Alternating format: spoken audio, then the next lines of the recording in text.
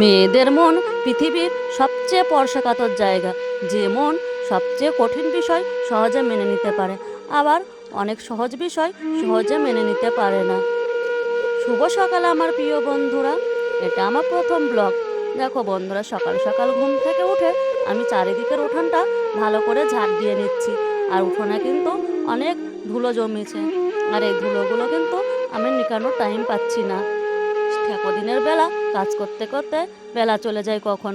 আর এত ধুলো দেখো, সব কিন্তু আমার গায়ে জড়াচ্ছিল। উঠোনটাকে আমি ভালো করে চারিদিকে ঝাঁপ দিয়ে নিয়ে এরপর আমি দুয়ারগুলো নিকিয়ে নেবো।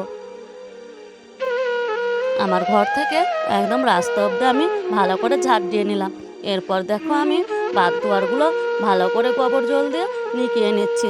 সকালবেলায় কিন্তু গোবর জল দিয়ে আমাদের এখানকার মানুষ বাদ দুয়ার লেকায়।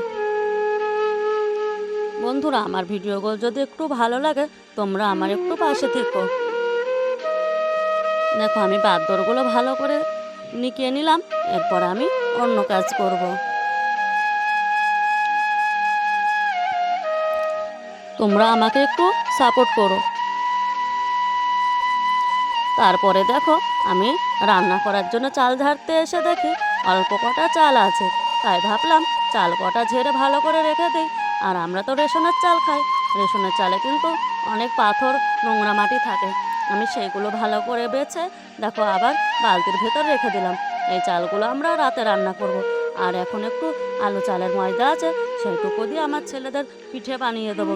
ওরা কিন্তু এই পিঠেগুলো এখন খাবে, আর রাতের বেলায় রান্না করব। তোমাদের দাদা ভাই যখন বাড়ি আসবে তারপরে কিন্তু চাল নিয়ে আসবে। দেখো আমি প্রথমে আটাটাকে গামলায় নিয়ে নিয়েছি, তারপরে একটু লবণ দিয়ে জল দিয়ে ভালো করে গুলিয়ে নিচ্ছি। আর আমার ছেলে দেখো খাওয়ার জন্য কিন্তু উনুনের পাড়ে বসে আছে, যে কখন হবে আর কখন খাবো। আর আমার একটু শরীরটা খারাপ ছিল, তাই দেখো আমার খুব শীত করছিল, জ্বর জ্বর ভাব ছিল বলে আমি সোয়েটারটা পরে কিন্তু উনুনের পাড়ে বসেছি। আর আমার ছেলে দেখো সোয়েটার মোটার কিছু গায়ে দেয়নি। তারপরে প্রথম পিঠেটা যে হয়েছিল ওকে দিয়ে দিয়েছিলাম, ও কিন্তু উঠোনে নিয়ে গিয়ে খাচ্ছিল। আর আমি একটা একটা করে দেখো পিঠেগুলো সাজিয়ে রেখে দিয়েছি। পিঠেগুলো সাইজ কিন্তু আমি একটু ছোট করেছি যাতে অনেকগুলো হয়। দেখো এখানে কিন্তু 6-7টা পিঠে বানানো হয়ে গিয়েছে, আর দুটো পিঠে বানানো যাবে, তাই আমি গামলাটাকে কাত করে রেখে দিয়েছি যাতে আমি গোলাটা ভালো করে নিতে পারি। তোমরা আমাকে এইভাবে সাপোর্ট করো আর আমার পাশে থেকো। আর ভিডিওটা শেষ পর্যন্ত দেখার জন্য তোমাদেরকে অনেক অনেক ধন্যবাদ।